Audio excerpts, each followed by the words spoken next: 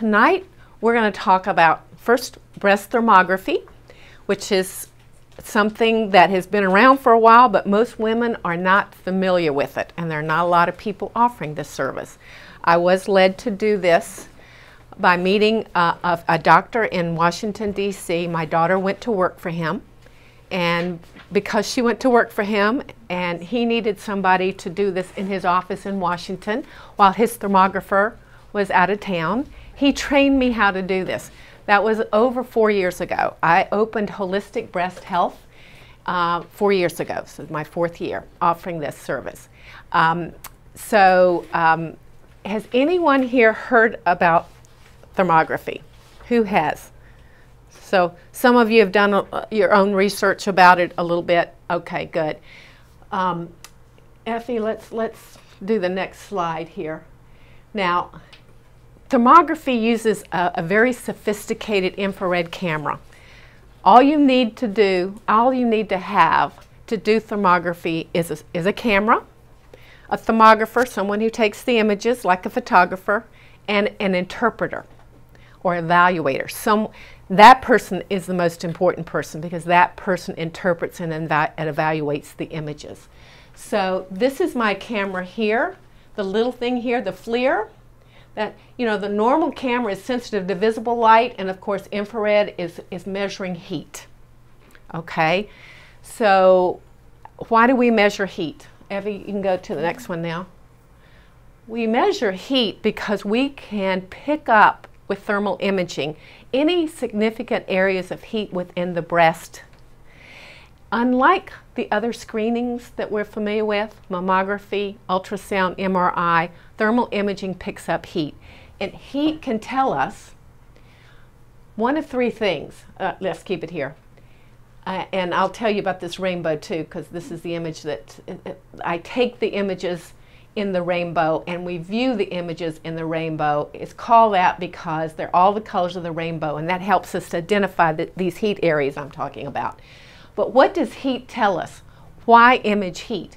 Because if we find significant heat, it can be one of 3 things. It's trauma. You had an accident and maybe the inflated, airbag inflated and you got hurt. That doesn't happen often, but it could. Infection. Mastitis is infection, but you can have an infection of the breast and not have mastitis. And if it's not one of those, then it's inflammation. And you guys are familiar with inflammation and the fact that inflammation left intact can cause issues with health. As a matter of fact, I'm sure you've heard by being associated with this fine wellness center about inflammation and how to reduce it. Because 9 times out of 10 when we're imaging, we're picking up areas of inflammation because there's no trauma, no infection. By process of elimination, it is inflammation. So we have to find out why. Unlike the other screening that's looking for structure, and this is looking for heat, if we can, and this is showing physiology, when I say physiology, because I'll show you in a moment the black and white, but this, and you'll know because in just a few minutes with some other, I'm going to show you many of these because I have many of these now. I've done about 500 of these. And the whole idea is to alert women about areas of heat within their breast so they can do something about it. Unlike these other screenings, when it shows up, it's there. What we want to do by picking up heat, which is indicative of inflammation, pick it up before it has an opportunity to form a structure that's going to show up in another screening. Does that make sense? Mm-hmm. So Effie, let's go on here to the grayscale image. We also view the images in grayscale. When I say physiology, this is better representative of what I'm trying to relay to you.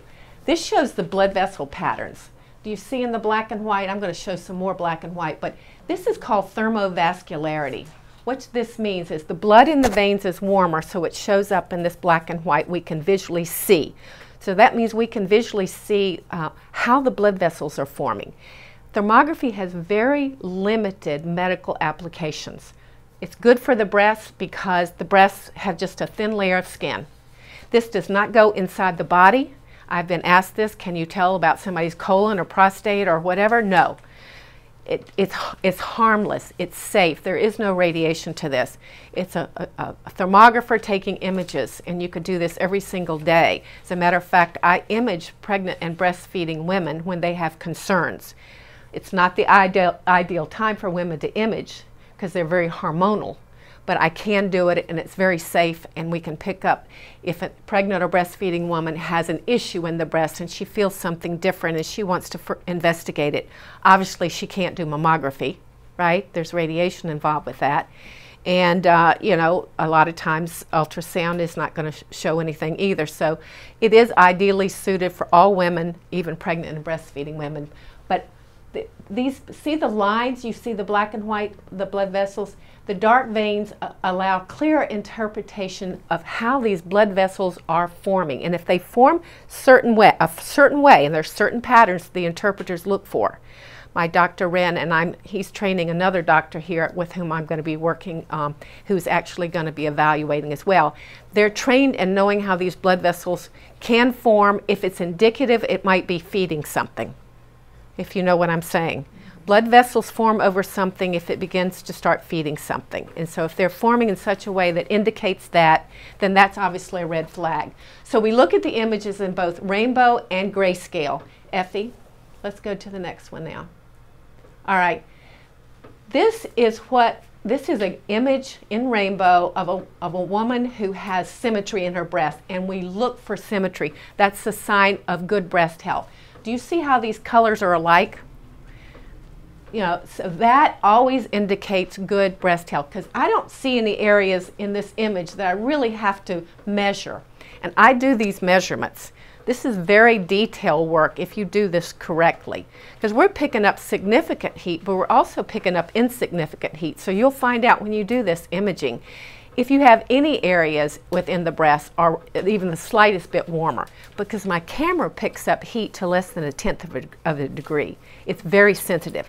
If you ask me, and you can interrupt me at any time. I don't have a script on this. I know my stuff. But you can ask me a question, and a lot of people say, well, why haven't we heard about it before now? It was approved by the FDA in 1982. When I say approved, it really wasn't approved. It was registered as an adjunct to mammography. It never caught on. It never became something that the physicians were trained to do. So two reasons probably. The equipment, the computers in 1982 were antiquated. Remember? They were slow. The cameras were the same way. And of course, when you only need a thermographer, a camera, and an interpreter, there's not a lot of money in it. Okay, so it's a simple industry that doesn't employ a lot of people. So I'm speculating when I give you these reasons why you don't know about it. But more and more, particularly in the western part of this country, in California, women are doing this more often. And I'm seeing an interest in it more and more as women begin to want to take charge of this. Because I haven't used that term yet, but taking charge is what we want to do with this. No other screening will allow you to take charge of it. They're going to tell you if there's a lump or not to investigate, right?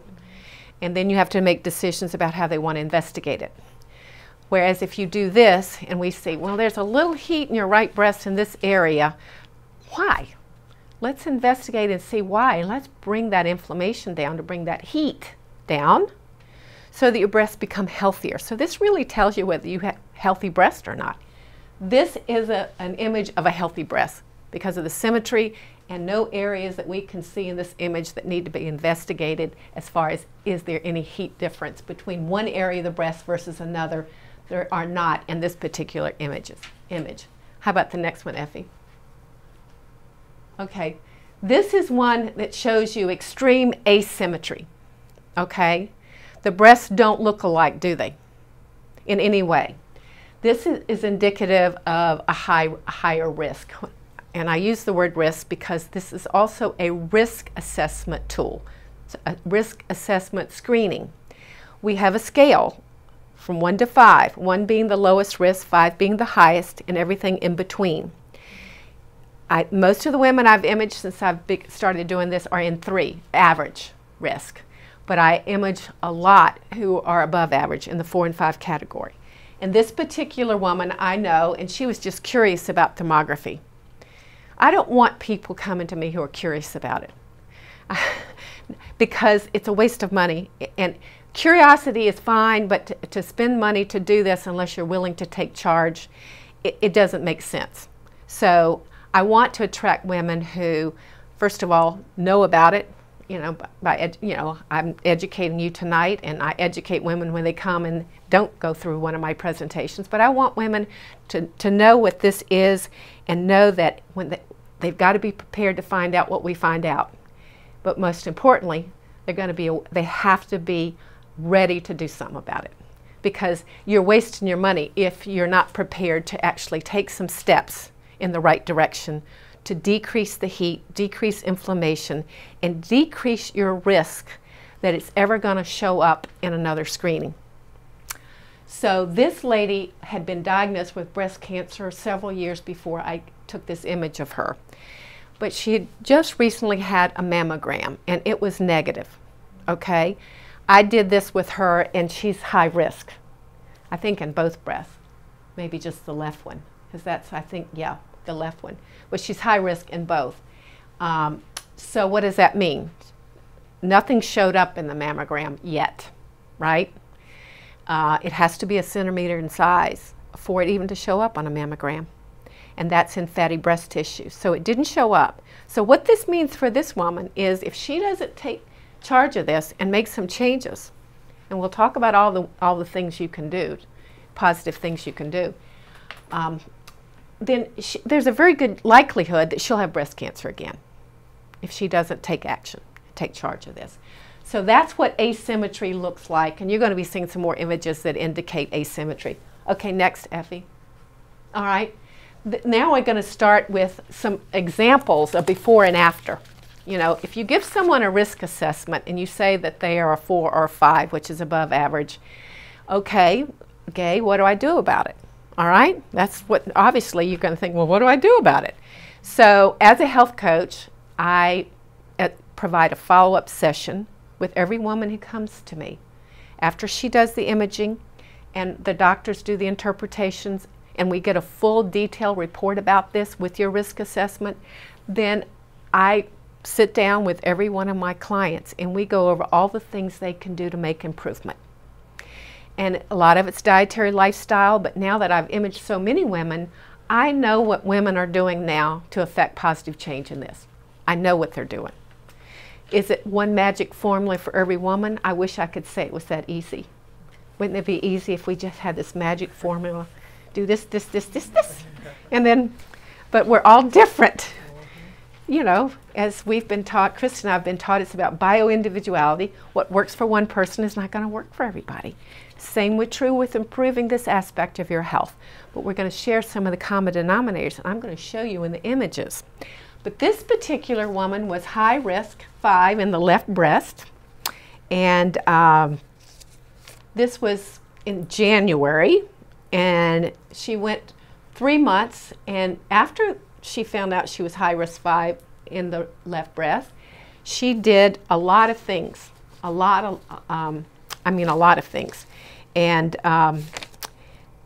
one of the things she did is she was taking high blood pressure medicine, and she reduced that. She improved her thyroid, which was a problem for her. And of course, you know, the common denominator of all this, as far as dietary stuff, is food, period. It's the foundation. So if you don't have that, it makes it very, very challenging, because food enters into your breast health too. Okay, if we don't eat clean food, pesticide-free, non-GMOs, and we're eating more processed foods, we're taking in a lot of toxins. And where do toxins like to hang out? Fat. Yeah. So they hang out in the breast. And there are reasons why they hang out in the breast. And if we're not moving the breast, they definitely like to hang out there. You know, they can stay there, and if you don't move the lymph system within the breast, then those toxins can accumulate. They can begin to produce heat, and then over time they can produce more heat to the point where structure might form if you didn't know that something was forming like that, you couldn't do anything about it. But later on in the presentation, when we talk about all the proactive steps you can take, Effie's going to take over and talk about the most important one, I believe, that every woman can take charge of this by learning how to do a lymphatic breast massage on herself. Effie's trained to teach women how to do this on them, and make sure it's something that you regularly incorporate into your routine.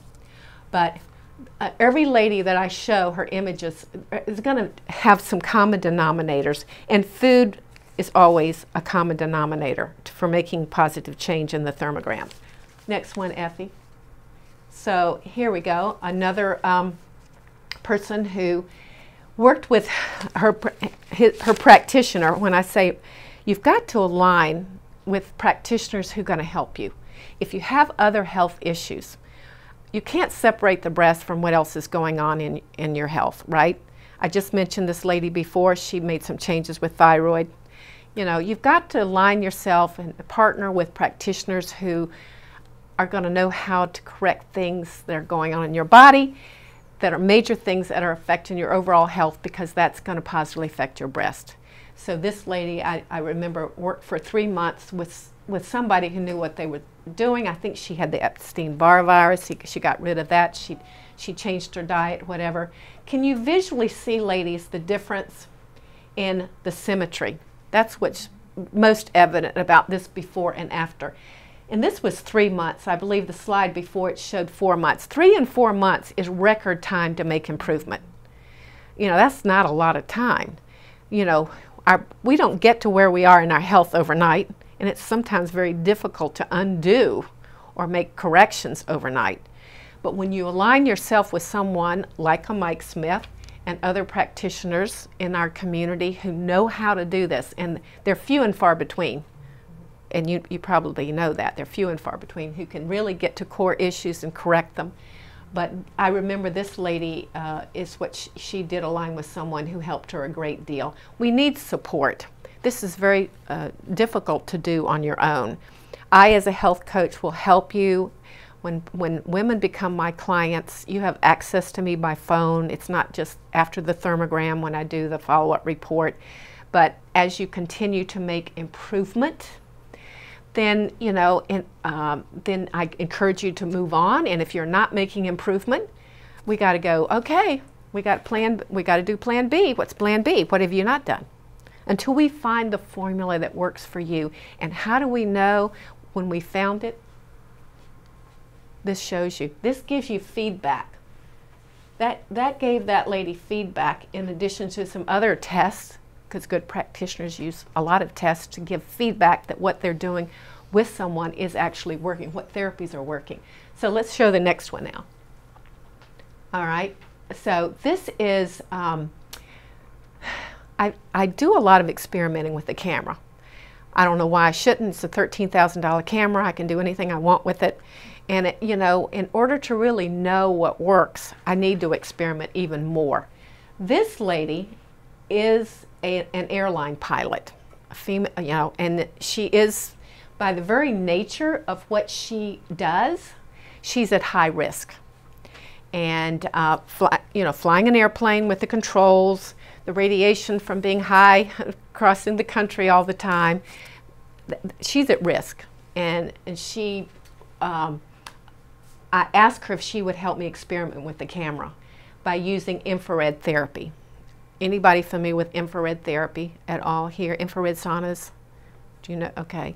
We're going to touch on that a bit. But I asked her if she would, you know, do this therapy 1 week while she was in town, not traveling a lot, not flying a lot. And she agreed. I gave her a thermogram on January 11th. That was the beginning of the week. And every afternoon I ask her to use this infrared therapy. It happens to be, it's an infrared sauna on steroids. It's called a Photon Genius, and one person in our community actually owns one of these.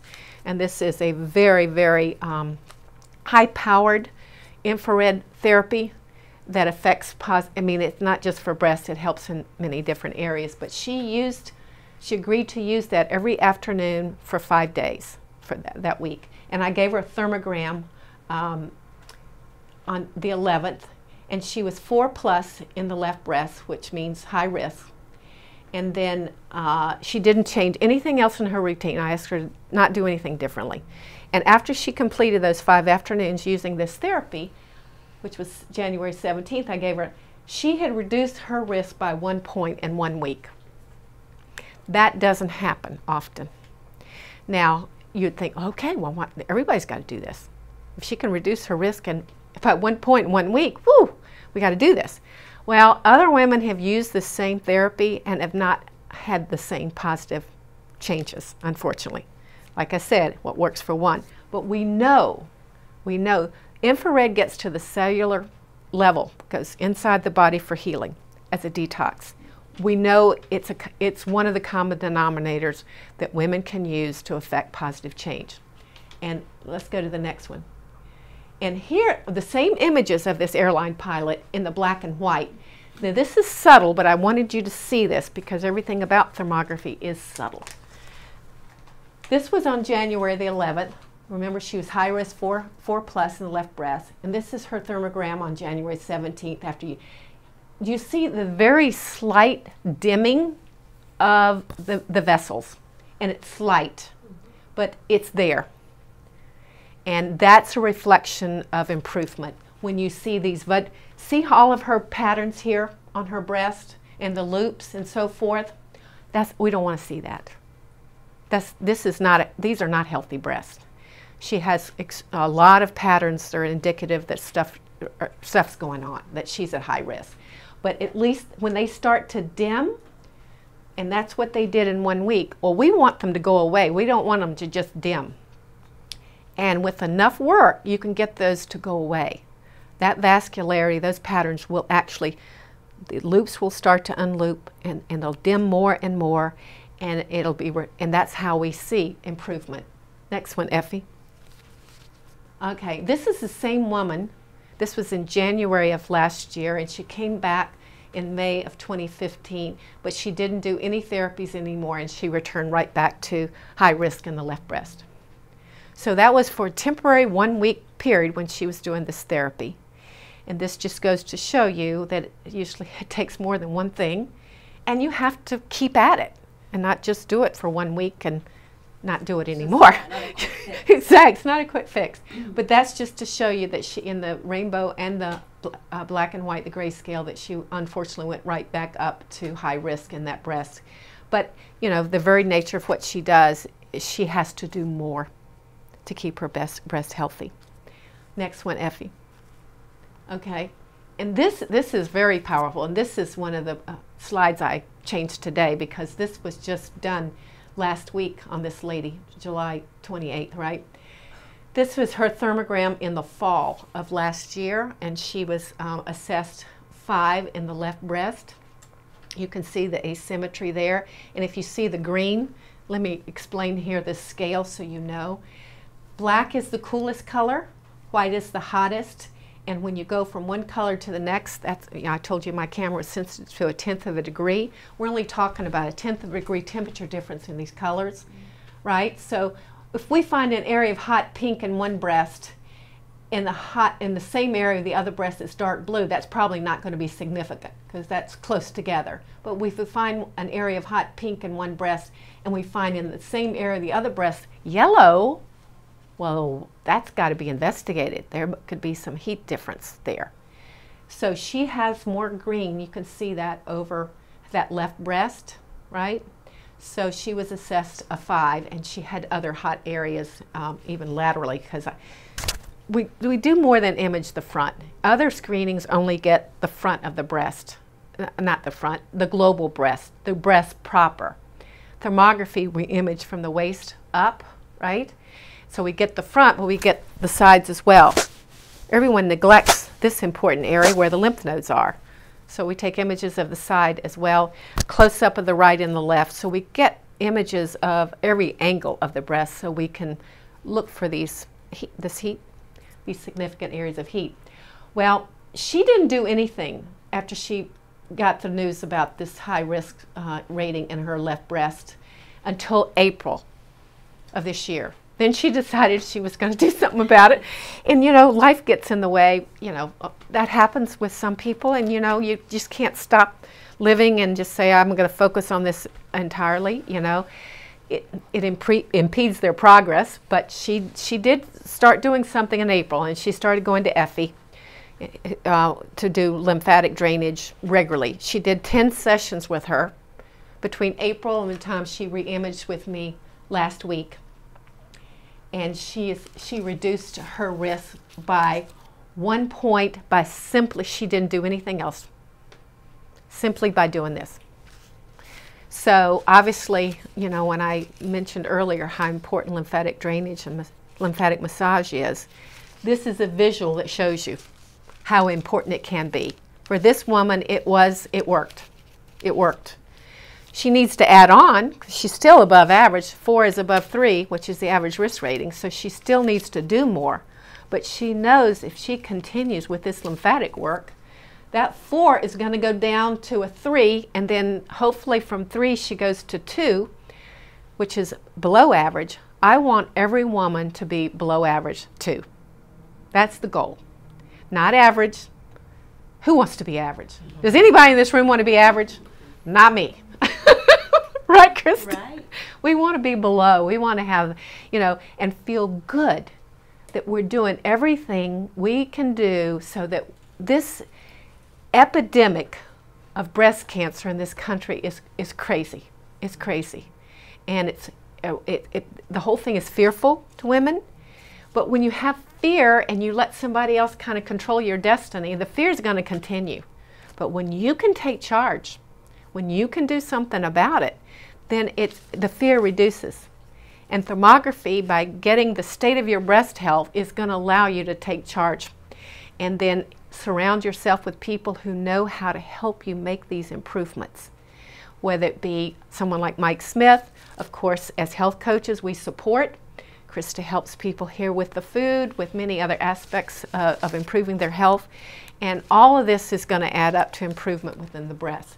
So I'm so proud of this lady, and she's obviously tickled to death that she's been able to do this since April. Because again, things like this don't usually correct themselves in this short amount of time.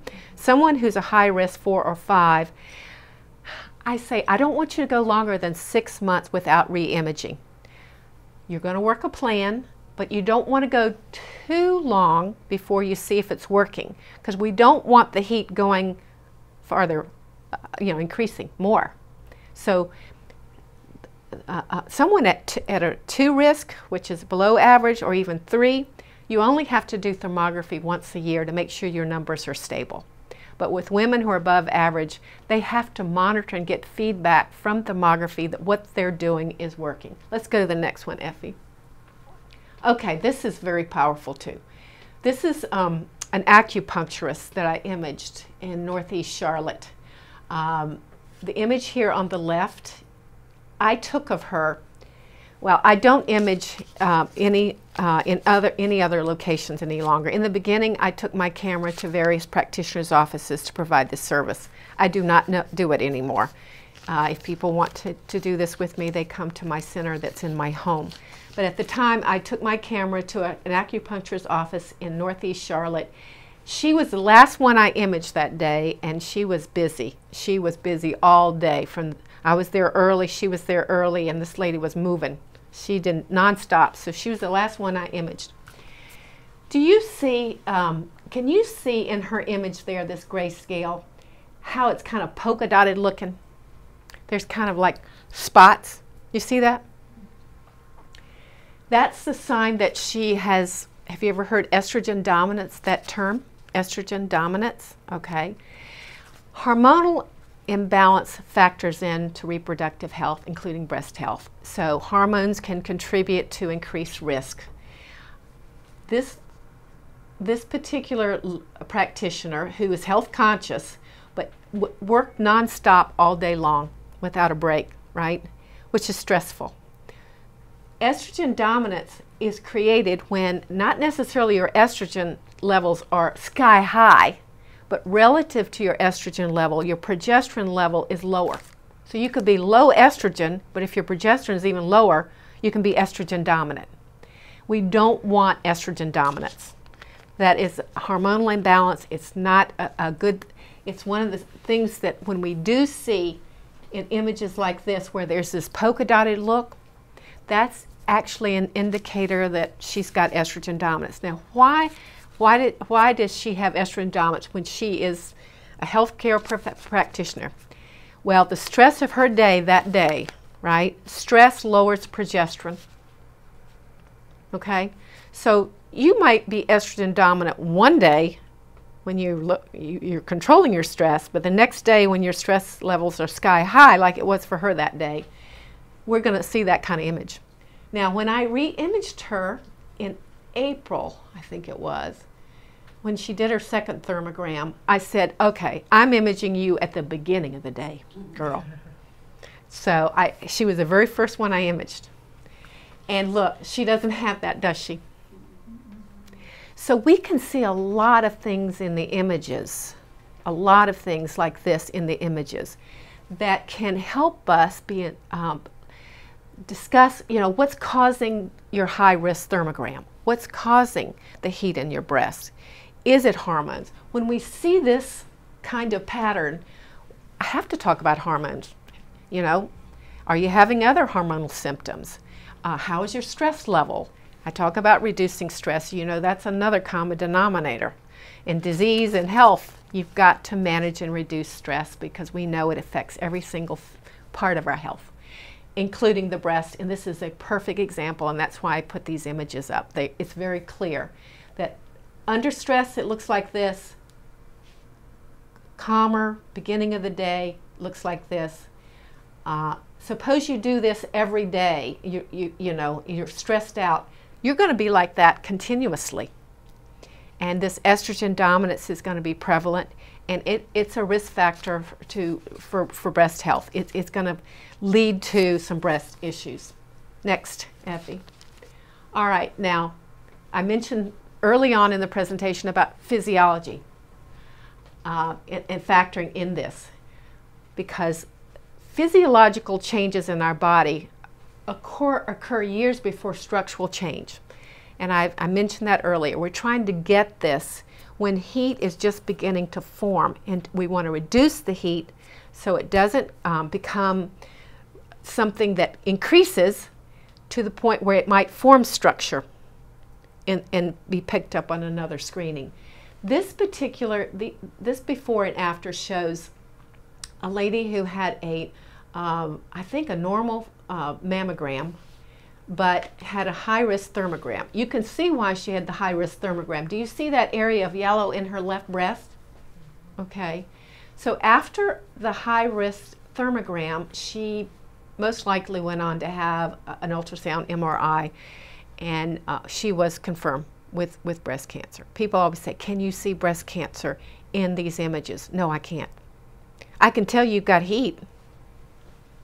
I can tell you something's going on in that area of your breast. And then you have to decide, okay, do I feel anything? Should I correlate with another screening, which is on every one of my reports, because this does not replace any other screening? So if you feel something differently and there's heat there, it's probably a good idea to select a screening that you feel comfortable doing to correlate whether or not anything is there. But I do tell women this: if you decide to correlate with another screening, make sure you pick the one that's most appropriate for you. When I say that, have any of you heard about breast density and breast health and how that affects? Okay, mammography. Who's heard of this? So, okay. Mammography is effective for 50% of the women who do this screening. For the other 50% who have the extremely dense or heterogeneously dense breasts, they can't read the images. So in those dense breasts, it shows up, and I'll show you an image of this in a little bit, shows up white on white, and they cannot see, they cannot read it. So obviously someone who knows they have dense breasts doing a mammogram, is it going to show anything? Is this going to make me feel better?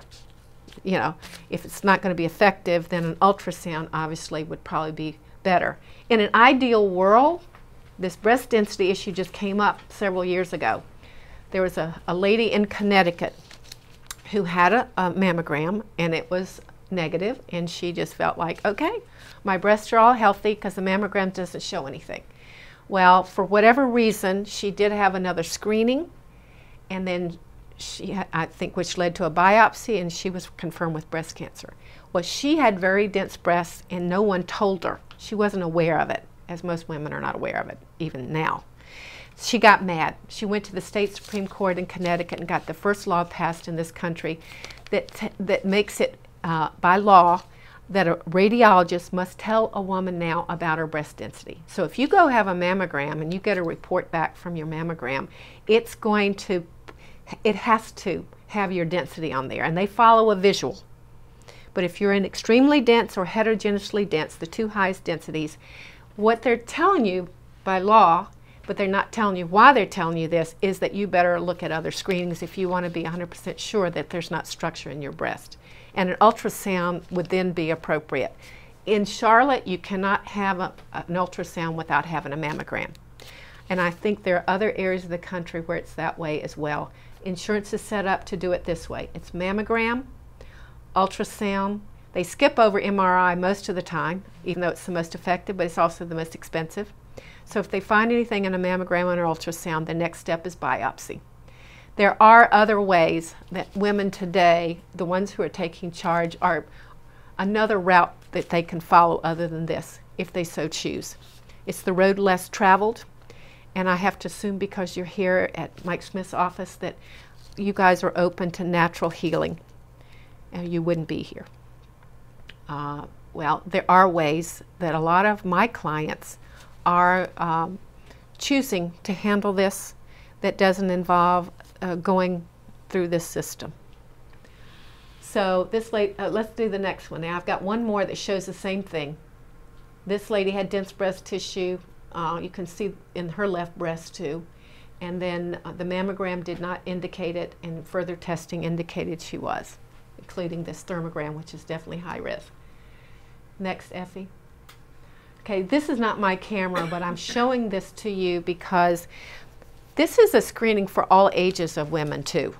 You know, it's not just for, I actually recommend it for women in their, beginning in their 20s. Women in their 20s may not be thinking about breast health, but they should, because there's a higher incidence now of inflammatory breast disease, unfortunately. And inflammatory breast disease doesn't show up as a lump.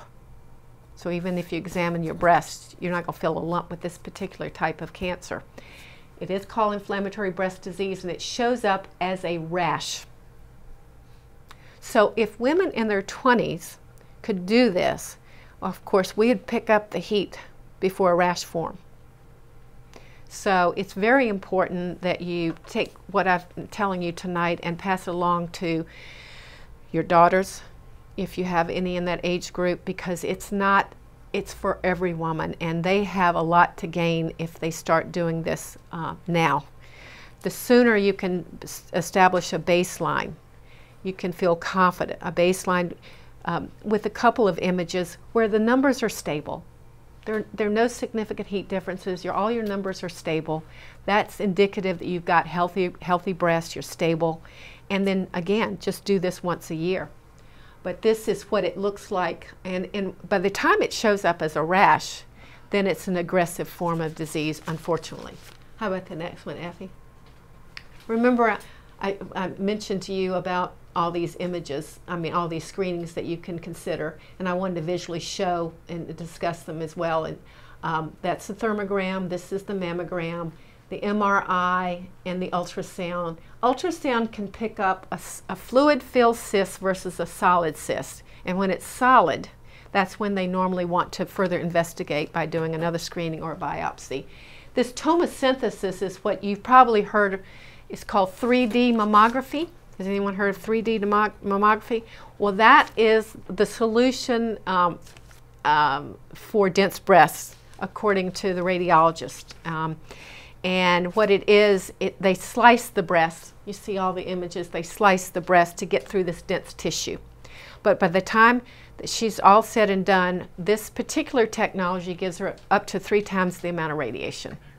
So, and women are rethinking mammography because of the radiation. This is a fact.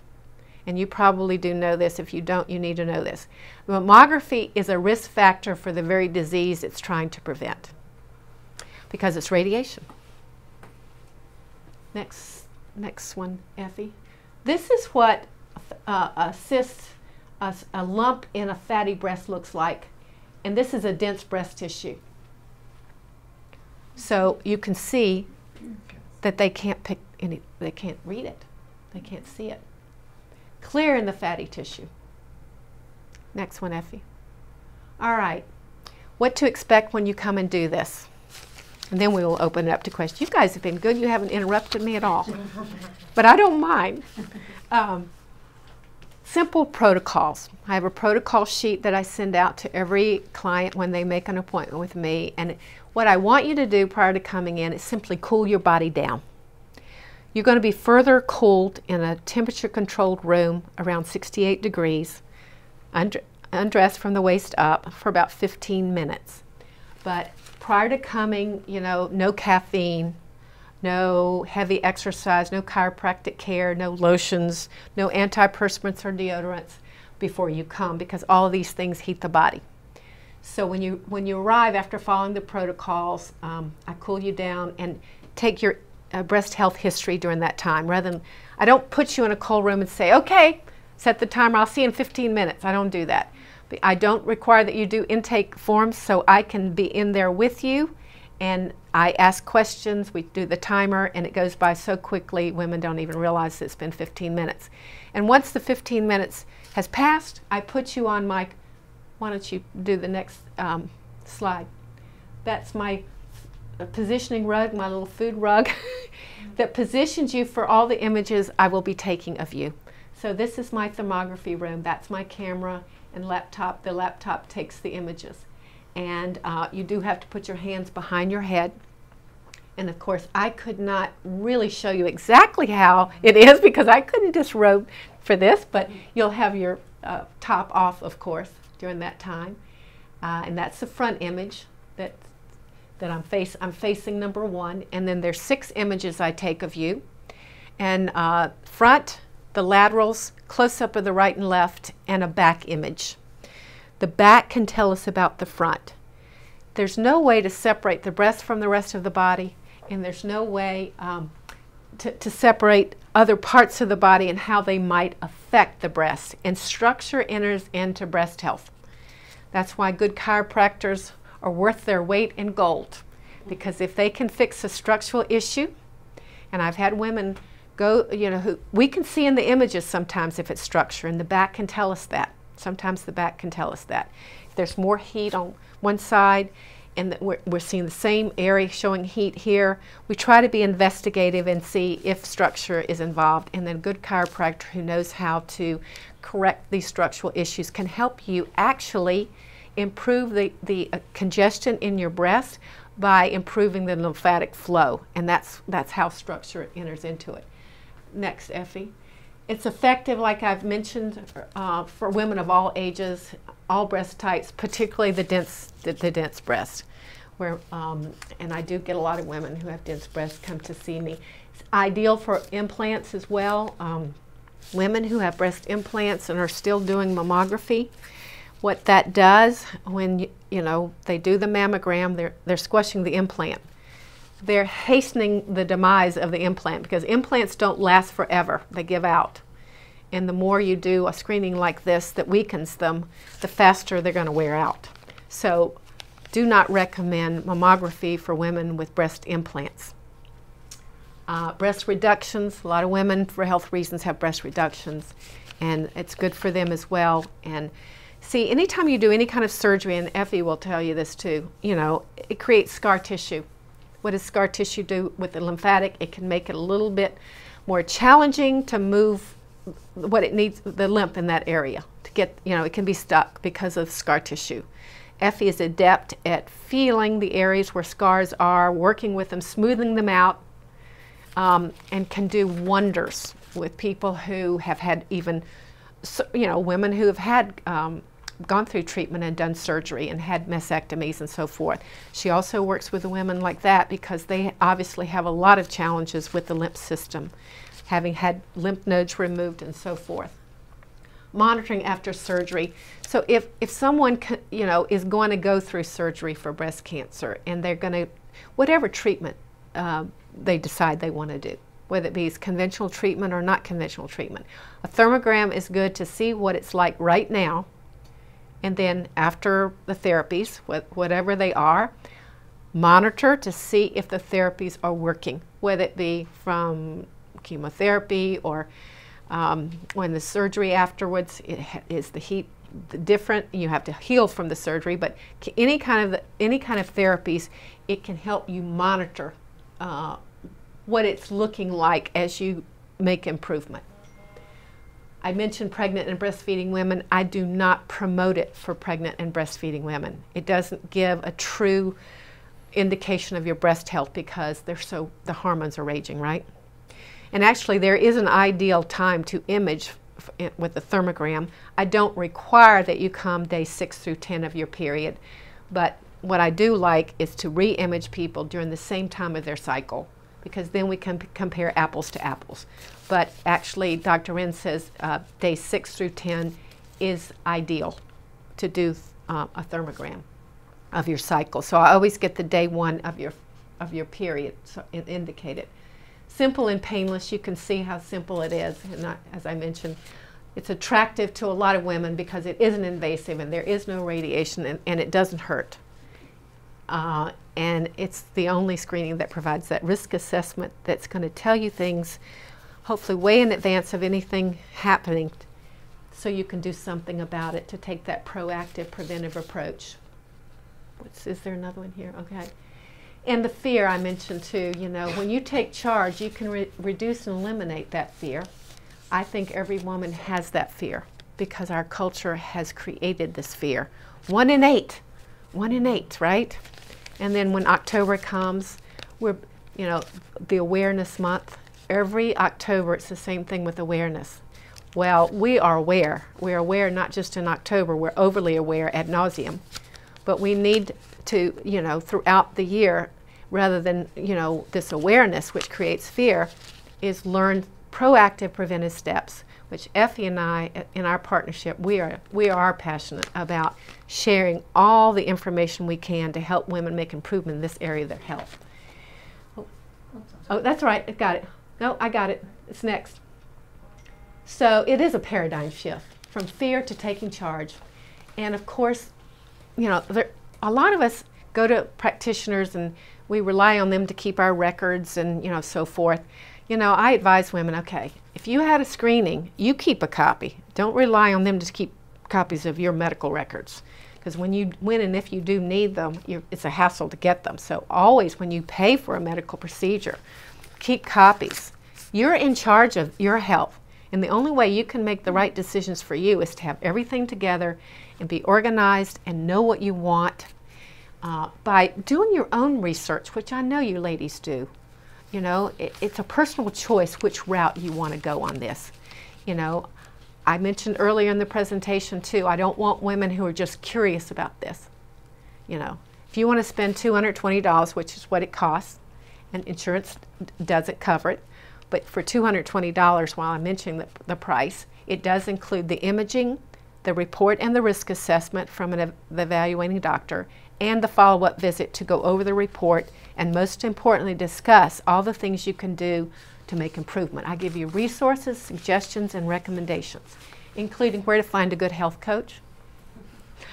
So, I think there are a lot of women who feel uncomfortable or foolish for choosing a preventive path because our culture doesn't promote this. I make this point here because, yes, we're going against the flow when we decide we want to do something differently than the way the system is set up.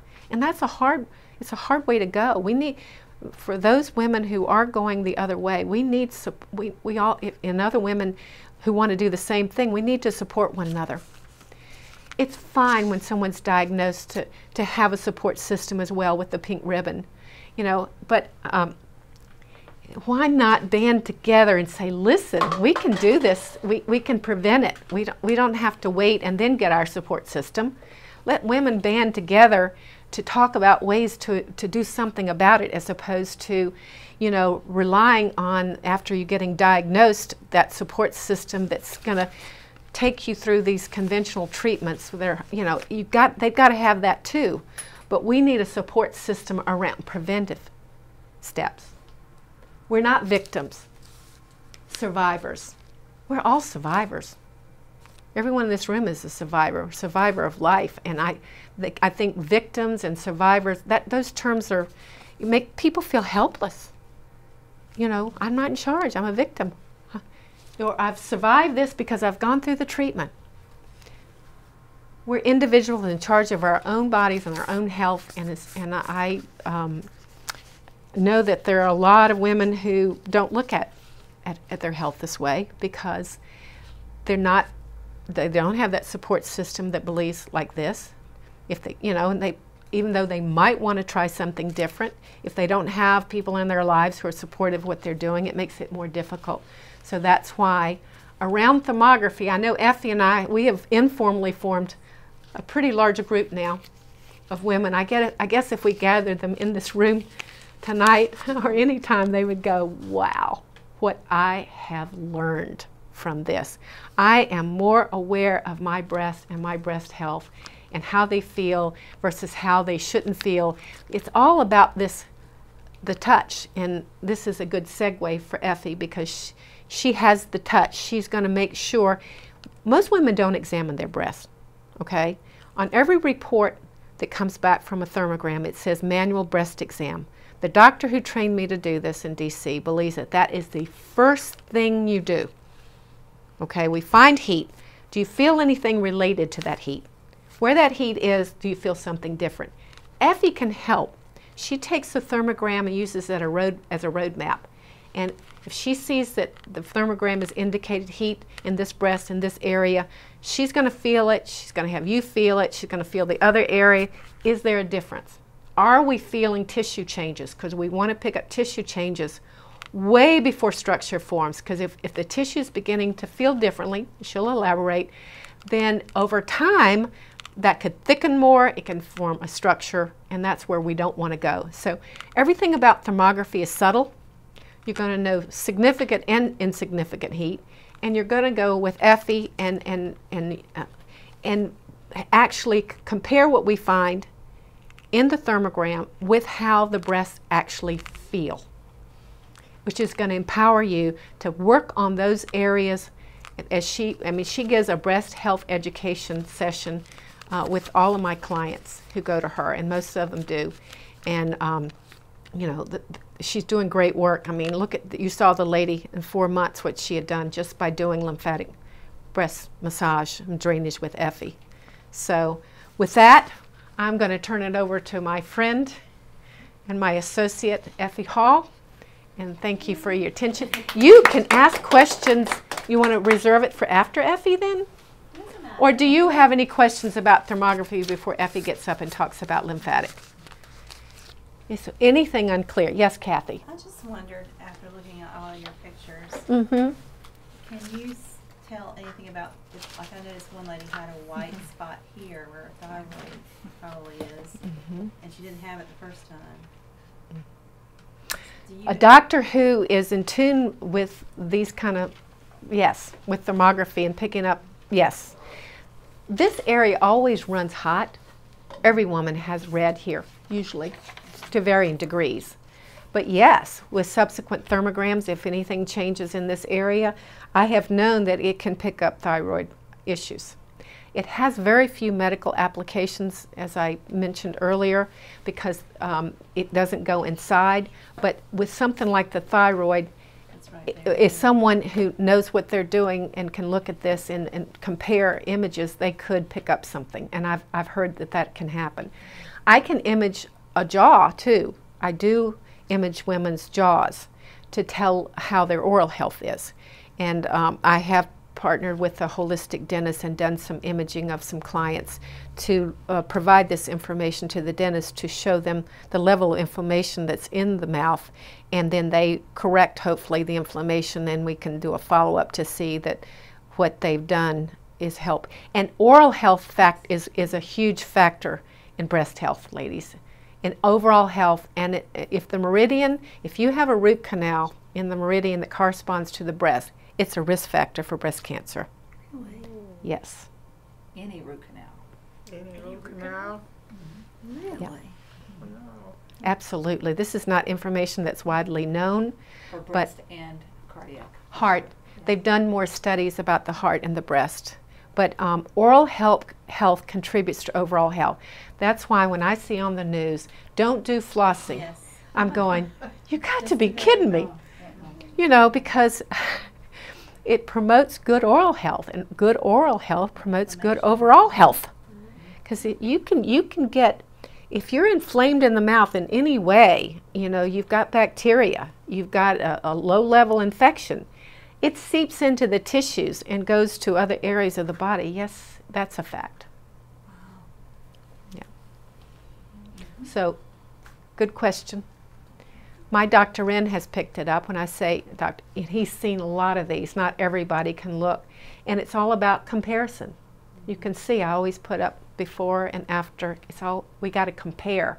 When I do a follow-up thermogram, I re-image the exact same areas on the initial thermogram in order to see what difference has been made. We want to see those numbers go down, those heat differences. So I have to be very exact as, you know, measure the exact same areas so I can compare apples to apples. Any other questions? Yes. You talked about feeling heat. Uh-huh. You mean if there's actually a heat spot, I could feel it? It's possible, isn't it? And what number It has to be would quite it be? a bit of. Or It depends She's on how felt it. I sensitive don't it depends on how sensitive your hands are, first of all, and you can't. I mean, the common individual who hasn't really done any type of work could probably feel a 2-degree difference, and we do get quite a few 2-degree differences in the two breasts. So you probably should be able to feel that. Anything over 1.5 degrees centigrade warmer, one area of the breast versus the same area in the other breast is significant. So you go anything over that, it assesses higher risk, because the higher the heat, okay, what's going on? Yeah. Any other questions? Yes. I know every woman is different, but other than the lymphatic massage, if you saw someone was a 4 or a 5, what are some of the typical Things I ways recommend? that you recommend to Well, reduce? I didn't mention this, but one of the first things I do when I get in my thermography room with a client who's never done this before, and she's undressing in front of me. Most women are comfortable with that. I have very few, but I do provide a screen. I don't know if you saw that. You could hide behind the screen if you wanted to, but I inspect her bra. She has to pass my bra test. Now, what does bra? Okay, bras are huge in breast health. And anybody who tells you that they don't negatively affect your breast health if they're improperly fitted or have wires, they're misleading you. They're misleading you. And most bras do have the wires. That's what the manufacturers make. If you go any lingerie bras, you know, it's the wires. And the less you can wear a bra, the better for your breast. And it doesn't mean that you're going to sag more. You're going to love this picture. We're really getting into it now with poor Patrick. We might make him blush yet. No, actually, they did a study in France that shows that women who wore bras less often did not have as much sagging. Because consider the bra as a supplement. We need a supplement to support us. Well, this bra is supporting the breast, and the muscles around the breast don't have an opportunity to work at all. Those are the muscles, if you strengthen without wearing a bra, they're going to hold you up. But when you take your bra off, ladies, what happens? Boom, right? Boom. Bra wearing promotes sagging, and do not wear bras with wires, because I see frequently heat associated directly where the wires cut in. Right here. Anything uncomfortable that compresses you, you've got to reevaluate it. Just because this is the bra that you want, it looks good. And I think women think about bras, how they look, and how they look in their clothing. And of course, you do have to go out in the world and be presentable. So there are occasions when you definitely have to wear a bra, but there are ways to get around it and reduce your bra wearing. And if, you know, make sure it's properly fitted too, because an improperly fitted bra can be just as bad as one with wires. Because if anything leaves a mark around you when you take it off, it's like wearing a tight sock that cuts off circulation. What do you think that's doing? What do you think that's doing to the breast? It's creating congestion. Remember, those toxins like to hang out in the fat cells? And the food that we eat, they hang there. And if we're not moving or moving the lymph, like doing this lymphatic drainage, and exercising by jumping up and down, jumping rope would do it. But a rebounder, everybody can do a rebounder. It doesn't affect the lower body. You know what I'm talking about, a mini trampoline. That is absolutely the best exercise you can do for lymphatics and for health. It gets the breast moving, the whole body. The lymph, and Effie's going to go into this, it doesn't take much to move the lymph. Physically moving does it, but sometimes with bra wearing, antiperspirants and deodorants, never put an antiperspirant on your, never ever clog up your pores underneath your armpits. We need to sweat. That is a detox, a major detox. So if you're preventing your body from sweating, you're building up toxins right here, right at the breast. So natural deodorants, no chemicals. Stay away from, you know, does everyone know about Environmental Working Group, the site? Okay. They rate consumer products according to safety, meaning the least harmful chemicals. You know, the fewer, like with food, the fewer the ingredients in your consumer products, the better. Vinegar, baking soda, coconut oil. I mean, one ingredient, can't beat it. So if you do buy something in a store, do go to Environmental Working Group, because these chemicals, as well as our food, right, they're hormones in the food. We know that. Dairy and meat. Commercial meat and dairy, if you ask why, there's a lot of reproductive issues. That is definitely creating hormonal imbalance eating these kind of foods. That's why it's good to eat clean animal protein, no growth hormones, no antibiotics. But chemicals also can mimic estrogen. So that can create hormonal imbalance. So sodium lauryl sulfate, which is the thing in shampoos and toothpaste that make it suds, that is an endocrine disruptor. Environmental Working Group has a great list of endocrine disruptors on their site, as well as they're the ones who put out the Dirty Dozen and the Clean 15. So go in there and look at their endocrine disruptors, because you want to avoid those. Those are creating hormonal imbalance. Why do men have man boobs? Have you ever seen the man with man boobs? Mm-hmm. Well, he's at risk for breast cancer. There's no question. Why is he that way? He's got too much estrogen. For the most part, why would he grow breast? Right? Mm-hmm. So how's he getting it? Foods. Yeah. And the things he puts on his skin. Chlorine is an endocrine, fluoride, things in our water. There's so many things in our environments, you know, that create hormonal imbalance. Men and women. Why young girls at 10, why do they have their periods? Something to think about. So structure too, if you're off balance, that's, you know, like I said, that can create, you know, if the rib cage is not moving, if you're not breathing well, we don't move the ribs too much. And breathing is a detox.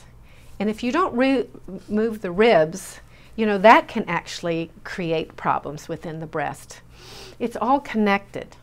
But breathing is an important detox system. Sweating is important. Your digestive system have to have it in working order. You're not going to be able to metabolize your estrogens properly, metabolize your foods, and get the maximum nutrients.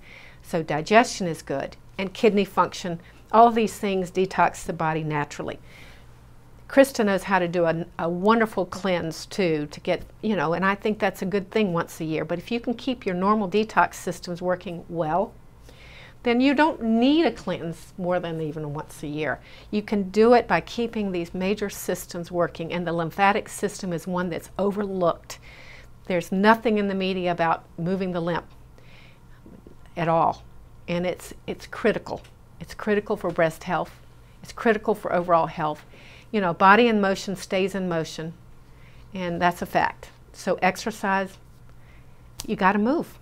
You got to move. I have a bouncy ball chair at my desk. You know the bouncy balls. I bought a chair that has a frame and the bouncy ball. I have to do a lot of computer work, but I get bored, so I bounce up and down on my, bouncy chair. Even that, if you can't do a rebound or a jump rope or jog or do anything, then you can at least get that bouncy ball and bounce on it. And you want some movement with the breast. Yes, an exercise bra, when you're doing heavy exercise, depending on the size of the breast, is a necessity. But again, don't buy the next size up. Don't buy the tightest exercise bra you can buy, because I can't move, my breasts are not moving and I don't need them to move at all.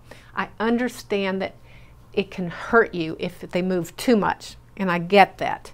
But don't buy the tightest one. Get some movement with the breast. Use reason with that. What other? There are other things, but we have touched on quite a few of them. I don't want to take away any of the rest of the time. Yes, Kathy? I was just going to mention Tai Chi. Well, of course.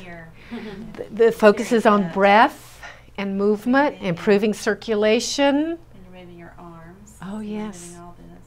It's, let us count the ways something like Tai Chi is so very good for us. From down here. The breath work. Meditation, Tai Chi, yoga that focuses on breath. There are 3 great modalities for utilizing this breathing detox that we don't think about.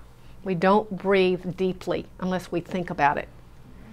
And like talking right now, we're not breathing from, I'm not breathing from here. It's all up here.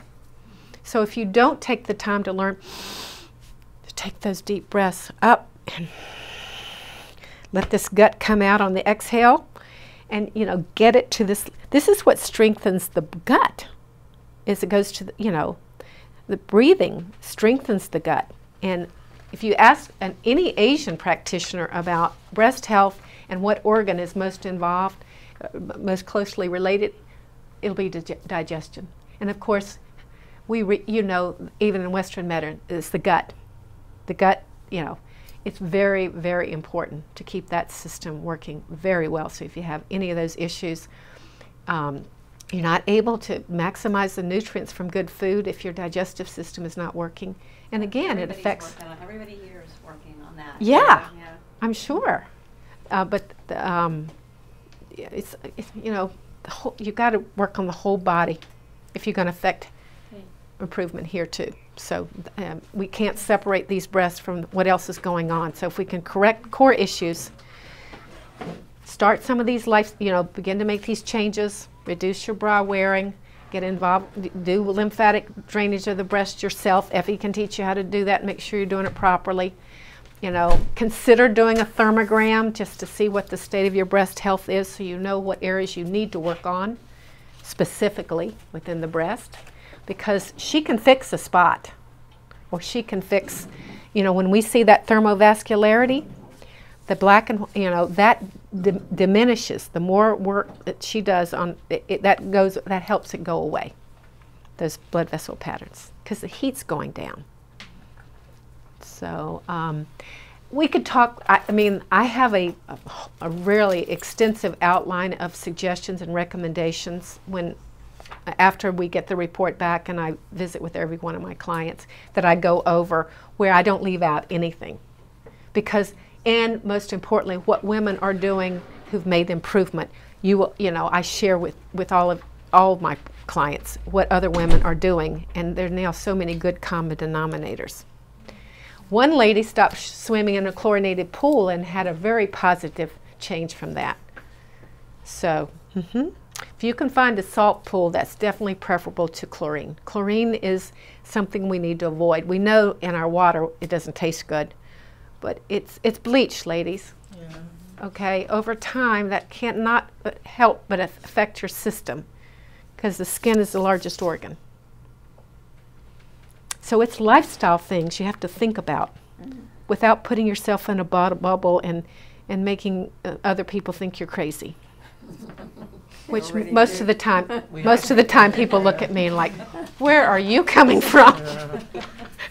But that's something, as you continue on this health journey, you're going to have to deal with. And you know, do you go to that birthday party because they're not serving the kind of food you want? Okay, no. If this is someone important in your life, you don't stop living. You know, you go, okay, this is once a year. If you can do something well, 75 to 80% of the time, you're doing great, but we're all going to be bad. In IIN, it was called going bad. You got to be bad every now and then. You got to go bad. We're human. And our relationships and going out to eat with people we care about and having, that supersedes anything else. That's what nourishes our soul. And we're not going to be happy unless we have that really in a good place. And I'm glad I mentioned that. Emotions, okay. A woman can be doing everything perfectly. A lot of the things we've talked, she could be on the straight and do everything. Okay, I do that, I do that, I do that, I do that. Okay, all right. What's our plan? And then we get to them talking about, you know, emotions. If she's unhappy in her job, in a relationship, if she's kept something inside of her for years that she's never dealt with emotionally, that can cause a high-risk thermogram. Just that. So emotions play a huge role in this. And there are theories about, you know, right versus left breast. The left breast is where our heart is. So a third of the women I've imaged are high risk in the left breast. So heart enters into this. Broken hearts. Relationships with females, that's another thing associated with the left breast. Female relationships. The right breast is the male. Okay? So, you know, you can't, you have to look at some of this, especially if you know, a woman's doing everything else right. There's this emotional component is huge. It creates disease in the body, especially if you've got something locked in, you've been unhappy in this relationship or this job for years, you're not taking any steps to get out of it. Every day you wake up and you go, how do I do this? And you don't make any change. The body, it's going to affect the body. This is what we call primary food. And if you don't have primary food balanced in your life, no matter what you put in your mouth, you can, you know, be the cleanest food ever, but you know, you still could get sick because of the emotions. Isn't that interesting? I know. That's why mind, body, spirit.